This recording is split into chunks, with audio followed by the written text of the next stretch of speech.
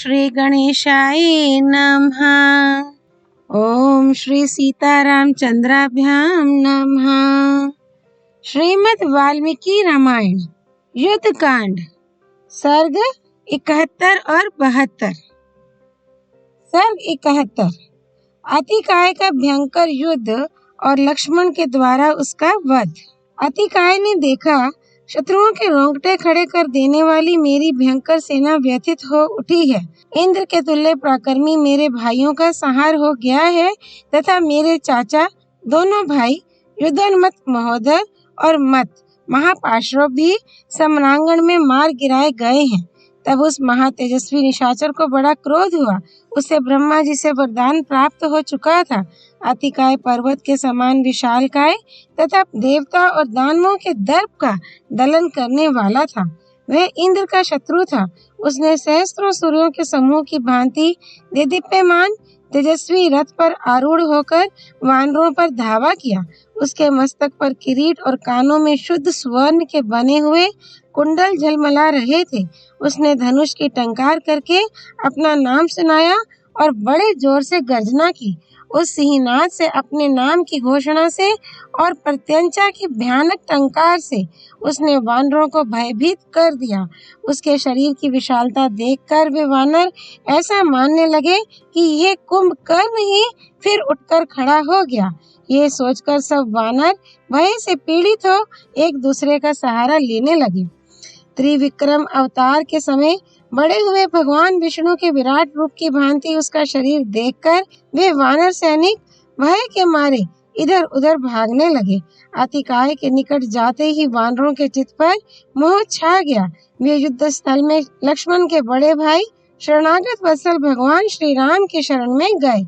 रथ पर बैठे हुए पर्वताकार अतिकाय को श्री रामचंद्र जी ने भी देखा। वे हाथ में धनुष लिए कुछ दूर पर परले काल के मेघ की भांति गर्जना कर रहा था। उस महाकाय निशाचर को देखकर श्री रामचंद्र जी को भी बड़ा विस्मय हुआ। उन्होंने वानरों को सांत्वना देकर विभीषण से पूछा, विभीषण, 1000 घोड़ों से जुते हुए विशाल रथ पर बैठा हुआ वह पर्वताकार निशाचर कौन है? उसके हाथ में धनुष है और आंखें सिंह के समान तेजस्विनी दिखाई देती हैं। ये भूतों से घिरे हुए भूतनाथ महादेव जी के समान तीखे शूल और अत्यंत तेज धार वाले तेजस्वी प्रासों और तोमरों से घिरकर अद्भुत शोभा पा रहा है। इतना ही नहीं, काल की जीवा के समान प्रकाशित होने वाली रथ शक्तियों से घिरा हुआ ये वीर निशाचर विद्युत मालाओं से आवृत मेघ के समान प्रकाशित हो रहा है, जिनके पृष्ठ भाग में सोने मड़े हुए हैं। ऐसे अनेकानेक सुसज्जित धनुष उसके श्रेष्ठ रथ की सब ओर से उसी तरह शोभा बढ़ा रहे हैं जैसे इंद्रधनुष आकाश को सुशोभित करता है। ये राक्षसों में सिंह के समान पराक्रमी और रथियों में श्रेष्ठ वीर अपने सूर्य तुल्य तेजस्वी रथ के द्वारा रणभूमि की शोभा बढ़ाता हुआ मेरे सामने आ रहा है। इसके ध्वज के शिखर पर पताका में राहु का चिन्ह अंकित है, जिससे रथ की बड़ी शोभा हो रही है। ये सूर्य की किरणों के समान चमकीले बाणों से 10 दिशाओं को प्रकाशित कर रहा है। इसके धनुष का पृष्ठभाग सोने से मढ़ा हुआ तथा पुष्प आदि से अलंकृत है। वह आदि, मध्य और अंत 3 स्थानों में झुका हुआ है। उसकी प्रत्यंचा से मेघों की गर्जना के समान टंकार ध्वनि प्रकट होती है। इस निशाचर का धनुष इंद्रधनुष के समान शोभा पाता है। इसका विशाल रथ, ध्वजा, पताका और अनुकर्ष रथ के नीचे लगे हुए आधारभूत काष्ठ से युक्त 4 सारथियों से नियंत्रित और मेघ की गर्जना के समान घरघराहट पैदा करने वाला है। इसके रथ पर 20 तरकस, 10 भयंकर धनुष और 8 सुनहरे एवं पिंगल वर्ण की प्रत्यंचाएं रखी हुई हैं। दोनों बगल में 2 चमकीली तलवारें शोभा पा रही हैं, जिनकी मूंछें 4 हाथ की और लंबाई 10 हाथ की है। गले में लाल रंग की माला धारण किए महान पर्वत के समान आकार वाला ये वीर निशाचर काले रंग का दिखाई देता है। इसका विशाल मुख काल के मुख के समान भयंकर है तथा ये मेघों की ओट में स्थित हुए सूर्य के समान प्रकाशित होता है। इसकी बाहों में सोने के बाजूबंद बंधे हुए हैं। उन भुजाओं के द्वारा ये विशालकाय निशाचर दो ऊंचे शिखरों से युक्त गिरिराज हिमालय के समान शोभा पाता है। इसका अत्यंत भीषण मुखमंडल दोनों कुंडलों से मंडित हो पुनर्वसु नामक दो नक्षत्रों के बीच स्थित हुए परिपूर्ण चंद्रमा के समान सुशोभित हो रहा है। महाबाहो, तुम मुझे इस श्रेष्ठ राक्षस का परिचय दो, जिसे देखते ही सब वानर भयभीत हो संपूर्ण दिशाओं की ओर भाग चले हैं। अमित तेजस्वी राजकुमार श्री राम के इस प्रकार पूछने पर महातेजस्वी विभीषण ने रघुनाथ जी से इस प्रकार कहा, भगवान, जो कुबेर का छोटा भाई महातेजस्वी महाकाय भयानक कर्म करने वाला तथा राक्षसों का स्वामी दशमुख राजा रावण है, उसके एक बड़ा पराक्रमी पुत्र उत्पन्न हुआ, जो बल में रावण के ही समान है। वह वृद्ध पुरुषों का सेवन करने वाला, वेद शास्त्रों का ज्ञाता तथा संपूर्ण अस्त्रवेताओं में श्रेष्ठ है। हाथी घोड़ों की सवारी करने, तलवार चलाने, धनुष पर बाणों का संधान करने, प्रत्यंचा खींचने, लक्ष्य भेदने, साम और दान का प्रयोग करने तथा न्याय युक्त बर्ताव एवं मंत्रणा देने में वह सबके द्वारा सम्मानित है। उसी के बाहुबल का आश्रय लेकर लंकापुरी सदा निर्भय रहती आई है। वही ये वीर निशाचर है। ये रावण की दूसरी पत्नी धाने मालिनी का पुत्र है। इसे लोग अतिकाय के नाम से जानते हैं। तपस्या से विशुद्ध अंतःकरण वाले इस अतिकाय ने दीर्घ काल तक ब्रह्मा जी की आराधना की थी। इसने ब्रह्मा जी से अनेक दिव्यास्त्र प्राप्त किए हैं और उनके द्वारा बहुत से शत्रुओं को पराजित किया है। ब्रह्मा जी ने इसे देवताओं और असुरों से न मारे जाने का वरदान दिया है। ये दिव्य कवच और सूर्य के समान तेजस्वी रथ भी उन्हीं के दिए हुए हैं। इसने देवता और दानवों को सैकड़ों बार पराजित किया है, राक्षसों की रक्षा की है और यक्षों को मार भगाया है। इस बुद्धिमान राक्षस ने अपने बाणों द्वारा इंद्र के वज्र को भी कुंठित कर दिया है तथा युद्ध में जल के स्वामी वरुण के पाश को भी सफल नहीं होने दिया है। राक्षसों में श्रेष्ठ ये बुद्धिमान रावण कुमार अतिकाय बड़ा बलवान तथा देवताओं और दानवों के दर्प को भी दलन करने वाला है। पुरुषोत्तम, अपने सहायकों से ये सारी वानर सेना का संहार कर डाले, इसके पहले ही आप इस राक्षस को परास्त करने का शीघ्र प्रयत्न कीजिए। विभीषण और भगवान श्री राम में इस प्रकार बातें हो ही रही थी कि बलवान अतिकाय वानरों की सेना में घुस आया और बारंबार गर्जना करता हुआ अपने धनुष पर टंकार देने लगा। रथियों में श्रेष्ठ और भयंकर शरीर वाले उस राक्षस को रथ पर बैठकर आते देख कुमुद, विविध, मैंद, नील और शरभ आदि जो प्रधान महामनस्वी वानर थे, वे वृक्ष तथा पर्वत शिखर धारण किए एक साथ ही उस पर टूट पड़े। परंतु अस्त्रवेताओं में श्रेष्ठ महातेजस्वी अतिकाय ने अपने स्वर्ण भूषित बाणों से वानरों के चलाए हुए वृक्षों और पर्वत शिखरों को काट गिराया। साथ ही उस बलवान और भीमकाय निशाचर ने युद्ध स्थल में सामने आए हुए उन समस्त वानरों को लोहे के बाणों से बींध डाला। उसकी बाण वर्षा से आहत हो सबके शरीर क्षत विक्षत हो गए। सबने हार मान ली और कोई भी उस महासमर में अतिकाय का सामना करने में समर्थ न हो सके। जैसे जवानी के जोश से भरा हुआ कुपित सिंह मृगों के झुंड को भयभीत कर देता है, उसी प्रकार वह राक्षस वानर वीरों की उस सेना को त्रास देने लगा। वानरों के झुंड में विचरते हुए राक्षस राज अतिकाय ने किसी भी ऐसे योद्धा को नहीं मारा जो उसके साथ युद्ध ना कर रहा हो। धनुष और तरकस धारण किए वह निशाचर उछलकर श्री राम के पास आ गया तथा बड़े गर्व से इस प्रकार बोला, मैं धनुष और बाण लेकर रथ पर बैठा हूँ। किसी साधारण प्राणी से युद्ध करने का मेरा विचार नहीं है। जिसके अंदर शक्ति हो, साहस और उत्साह हो, वह शीघ्र यहाँ आकर मुझे युद्ध का अवसर दे। उसके ये अहंकार पूर्ण वचन सुनकर शत्रुहंता सुमित्रा कुमार लक्ष्मण को बड़ा क्रोध हुआ। उसकी बातों को सहन न कर सकने के कारण वे आगे बढ़ आए और किंचित मुस्कुराकर उन्होंने अपना धनुष उठाया। कुपित हुए लक्ष्मण उछलकर आगे आए और तरकस से बाण खींचकर अतिकाय के सामने आ अपने विशाल धनुष को खींचने लगे। लक्ष्मण के धनुष की प्रत्यंचा का वह शब्द बड़ा भयंकर था। वह सारी पृथ्वी, आकाश, समुद्र तथा संपूर्ण दिशाओं में में गूंज उठा और निशाचरों को त्रास देने लगा। सुमित्रा कुमार के धनुष की वह भयानक टंकार सुनकर उस समय महातेजस्वी बलवान राक्षस राजकुमार अतिकाय को बड़ा विस्मय हुआ। लक्ष्मण को अपना सामना करने के लिए उठा देख अतिकाय रोष से भर गया और तीखा बाण हाथ में लेकर इस प्रकार बोला, सुमित्रा कुमार, तुम अभी बालक हो, पराक्रम करने में कुशल नहीं हो, अतः लौट जाओ। मैं तुम्हारे लिए काल के समान हूँ, मुझसे जूझने की इच्छा क्यों करते हो? मेरे हाथ से छूटे हुए बाणों का वेग गिरिराज हिमालय भी नहीं सह सकता, पृथ्वी और आकाश भी उसे नहीं सहन कर सकते। तुम सुख से सोई शांत हुई, प्रलयाग्नि को क्यों जगाना प्रज्वलित करना चाहते हो? धनुष को यहीं छोड़कर लौट जाओ, मुझसे भिड़कर अपने प्राणों का परित्याग ना करो। अथवा तुम बड़े अहंकारी हो, इसीलिए लौटना नहीं चाहते।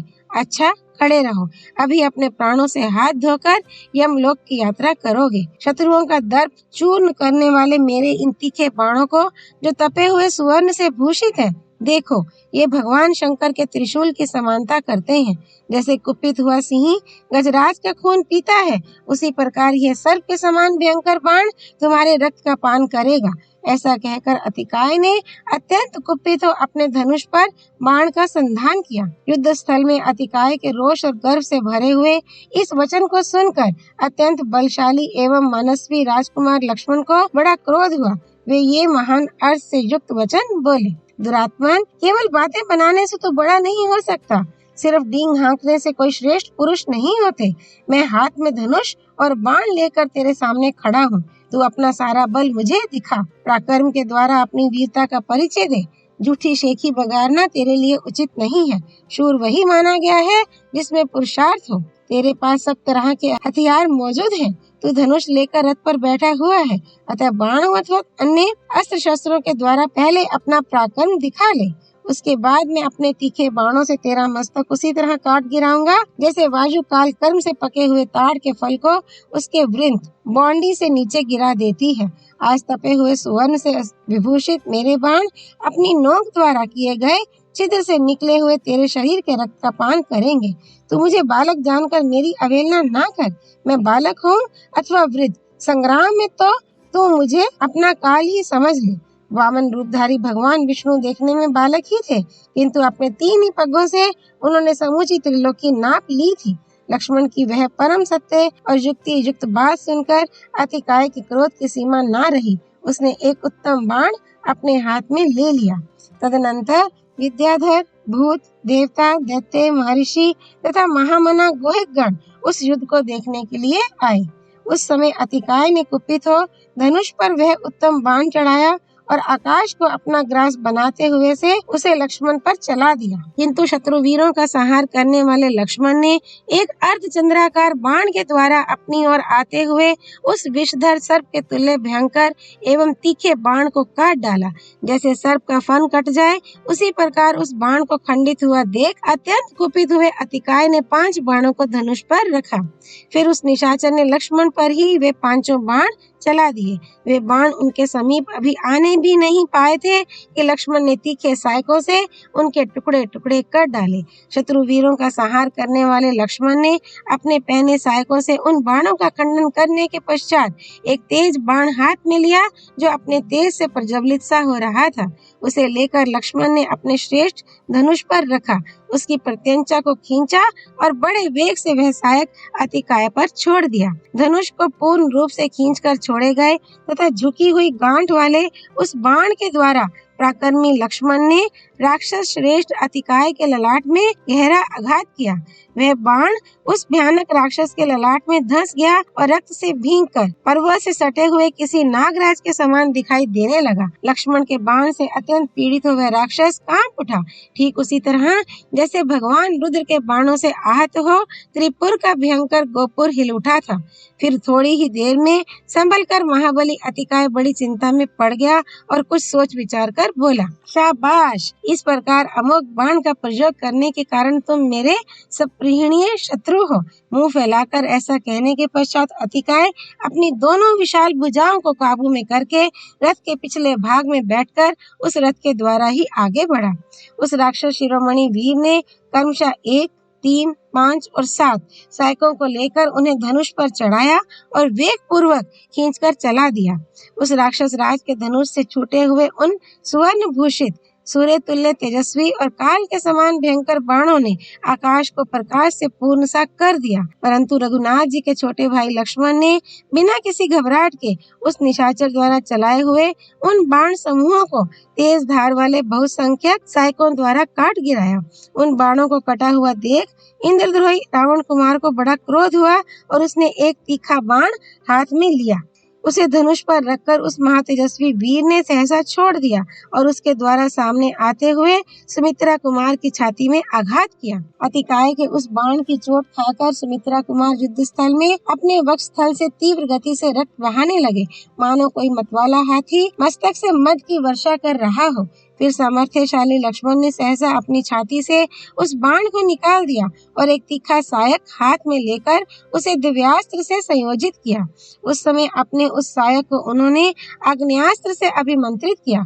अभिमंत्रित होते ही महात्मा लक्ष्मण के धनुष पर रखा हुआ वह बाण तत्काल प्रज्वलित हो उठा। उधर अत्यंत तेजस्वी अतिकाय ने भी रौद्रास्त्र को एक सुवर्णमय पंख वाले सर्पाकार बाण पर समायोजित किया। इतने ही में लक्ष्मण ने दिव्यास्त्र की शक्ति से संपन्न उस प्रज्वलित एवं भयंकर बाण को अतिकाय के ऊपर चलाया, मानो यमराज ने अपने काल दंड का प्रयोग किया हो। आग्नेयास्त्र से अभिमंत्रित हुए उस बाण को अपनी ओर आते देख निशाचर अतिकाय ने तत्काल ही अपने भयंकर बाण को सूर्यास्त्र से अभिमंत्रित करके चलाया। उन दोनों सहायकों के अग्रभाग तेज से प्रज्वलित हो रहे थे। आकाश में पहुंचकर वे दोनों कुपित हुए दो सर्पों की भांति आपस में टकरा गए और एक दूसरे को दग्ध करके पृथ्वी पर गिर पड़े। वे दोनों ही बाण उत्तम कोटि के थे और अपनी दीप्ति से प्रकाशित हो रहे थे, तथापि एक दूसरे के तेज से भस्म होकर अपना अपना तेज खो बैठे, इसलिए भूतल पर निष्प्रभ होने के कारण उनकी शोभा नहीं हो रही थी। तदनंतर अतिकाय ने अत्यंत कुपित और त्वष्टा देवता के मंत्र से अभिमंत्रित करके एक सिंह का बाण छोड़ा, परंतु पराक्रमी लक्ष्मण ने उस अस्त्र को इंद्रास्त्र से काट दिया। सिंह के बाण को नष्ट हुआ देख रावण पुत्र कुमार अतिकाय के क्रोध की सीमा न रही। उस राक्षस ने एक सहायक को याम्यास्त्र से अभिमंत्रित किया और उसे लक्ष्मण को लक्ष्य करके चला दिया, परंतु लक्ष्मण ने वायव्यास्त्र द्वारा उसको भी नष्ट कर दिया। तत्पश्चात जैसे मेघ जल की धारा बरसाता है, उसी प्रकार अत्यंत कुपित हुए लक्ष्मण ने रावण कुमार अतिकाय पर बाण धारा की वर्षा आरंभ कर दी। अतिकाय ने एक दिव्य कवच बांध रखा था जिसमें हीरे जड़े हुए थे। लक्ष्मण के बाण अतिकाय तक पहुंचकर उसके कवच से टकराते और नोक टूट जाने के कारण सहसा पृथ्वी पर गिर पड़ते थे। उन बाणों को असफल हुआ देख शत्रु वीरों का संहार करने वाले महायशस्वी लक्ष्मण ने पुनः सहस्रों बाणों की वर्षा की। महाबली अतिकाय का कवच अभेद्य था, इसलिए युद्ध स्थल में बाण समूहों की वर्षा होने पर भी वह राक्षस व्यथित नहीं होता था। उसने लक्ष्मण पर विषधर सर्प के समान भयंकर बाण चलाया। उस बाण से सुमित्रा कुमार के मर्म स्थल में चोट पहुंची। अतः शत्रुओं को संताप देने वाले लक्ष्मण 2 घड़ी तक अचेत अवस्था में पड़े रहे।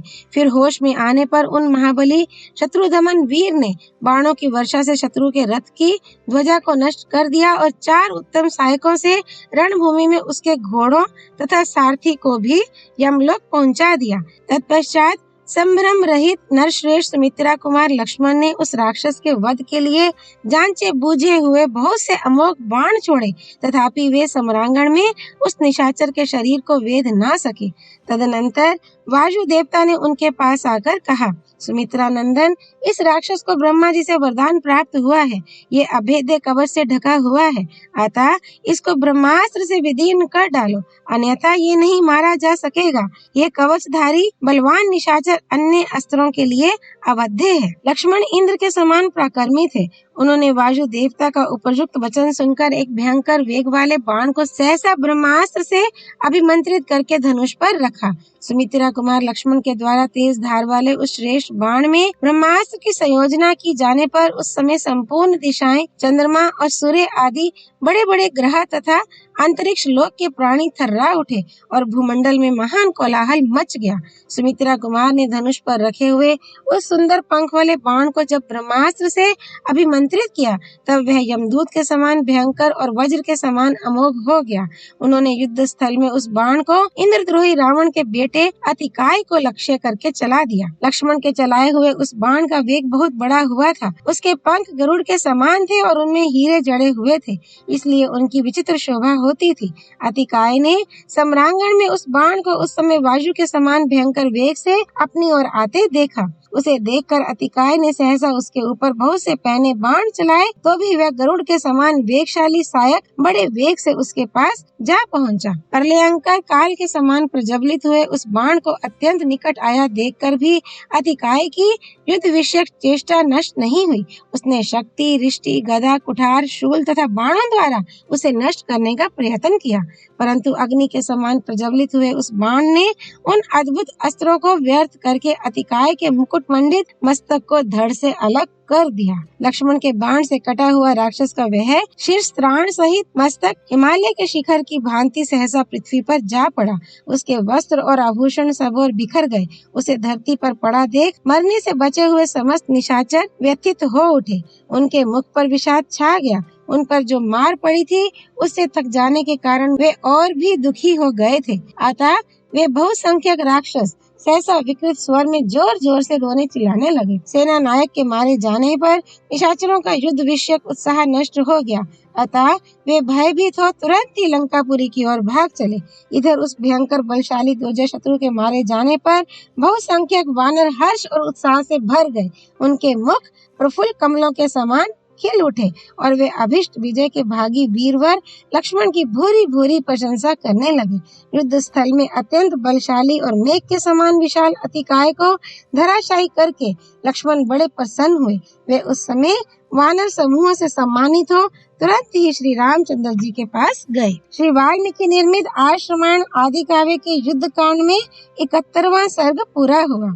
सर्ग 72 रावण की चिंता तथा उसका राक्षसों को पुरी की रक्षा के लिए सावधान रहने का आदेश। महात्मा लक्ष्मण के द्वारा अतिकाय को मारा गया सुनकर राजा रावण उद्विग्न हो उठा और इस प्रकार बोला। अत्यंत अमरशील धूम्राक्ष, संपूर्ण शस्त्रधारियों में श्रेष्ठ अकंपन, प्रहस्त तथा कुंभकर्ण, ये महाबली वीर राक्षस सदा युद्ध की अभिलाषा रखते थे। ये सब के सब शत्रुओं की सेनाओं पर विजय पाते और स्वयं विपक्षियों से कभी पराजित नहीं होते थे, परंतु अनायास ही महान कर्म करने वाले राम ने नाना प्रकार के शस्त्रों के ज्ञान में निपुण उन विशालकाय वीर राक्षसों का सेना सहित संहार कर डाला। और भी बहुत से महामनस्वी शूरवीर राक्षस उनके द्वारा मार गिराए गए, जिसके बल और पराक्रम सर्वत्र विख्यात है। उस मेरे बेटे इंद्रजीत ने उन दोनों भाइयों को वरदान प्राप्त घोर नाग स्वरूप बाणों से बांध लिया था। वह घोर बंधन समस्त देवता और महाबली असुर भी नहीं खोल सकते थे। यक्ष, गंधर्व और नागों के लिए भी उस बंधन से छुटकारा दिलाना असंभव था। तो भी ये दोनों भाई राम और लक्ष्मण उस बाण बंधन से मुक्त हो गए। ना जाने कौन सा प्रभाव था, कैसी माया थी अथवा किस तरह की मोहिनी औषधि आदि का प्रयोग किया गया था, जिससे वे उस बंधन से छूट गए। मेरी आज्ञा से जो जो शूरवीर योद्धा राक्षस युद्ध के लिए निकले, उन सबको सम्रांगण में महाबली वानरों ने मार डाला। मैं आज ऐसे किसी वीर को नहीं देखता जो युद्ध में लक्ष्मण सहित राम को और सेना तथा सुग्रीव सहित वीर विभीषण को नष्ट कर दे। अहो, राम बड़े बलवान हैं, निश्चय ही उनका अस्त्र बल महान है, जिनके बल विक्रम का सामना करके असंख्य राक्षस काल के गाल में चले गए। मैं उन वीर रघुनाथ को रोग शोक से रहित साक्षात नारायण रूप मानता हूँ, क्योंकि उन्हीं के भय से लंकापुरी के सभी दरवाजे और सदर फाटक सदा बंद रहते हैं। राक्षसों, तुम लोग हर समय सावधान रहकर सैनिकों सहित इस पुरी की और जहाँ सीता रखी गई है उस अशोक शिविर वाटिका की भी विशेष रूप से रक्षा करो। अशोक वाटिका में कब कौन प्रवेश करता है और कब वहाँ से बाहर निकलता है, इसकी हमें सदा ही जानकारी रखनी चाहिए। जहाँ जहाँ सैनिकों के शिविर हों, वहाँ बारंबार देखभाल करना, सब और अपने अपने सैनिकों के साथ पहरे पर रहना। निशाचरों, प्रदोष काल, आधी रात तथा प्रातः काल में भी सर्वथा वानरों के आने जाने पर दृष्टि रखना। वानरों की ओर से कभी उपेक्षा भाव नहीं रखना चाहिए और सदा इस बात पर दृष्टि रखनी चाहिए कि शत्रुओं की सेना युद्ध के लिए उद्यमशील तो नहीं है, आक्रमण तो नहीं कर रही है, अथवा पूर्ववत जहाँ की तहाँ खड़ी है ना। लंकापति का ये आदेश सुनकर समस्त महाबली राक्षस उन सारी बातों का यथावत रूप से पालन करने लगे। उन सबको पूर्वोक्त आदेश देकर राक्षस राज रावण अपने हृदय में चुभे हुए दुख और क्रोध रूपी कांटे की पीड़ा का भार वहन करता हुआ दीन भाव से अपने महल में गया। महाबली निशाचर राज रावण की क्रोधाग्नि भड़क उठी थी। वह अपने पुत्र की उस मृत्यु को ही याद करके उस समय बारंबार लंबी सांस खींच रहा था। श्री वाल्मीकि निर्मित आर्ष रामायण आदि काव्य के युद्ध कांड में 72वां सर्ग पूरा हुआ। सियापति रामचंद्र की जय। राम भक्त श्री हनुमान जी की जय। राम जन्मभूमि अयोध्यापुरी धाम की जय। सरयू नदी की जय। माँ गौरीपति देवों के देव महादेव भगवान शिव शंकर की जय। श्रीमद् वाल्मीकि रामायण की जय। महर्षि वाल्मीकि मुनि की जय। श्री हरि अर्पणमस्तु।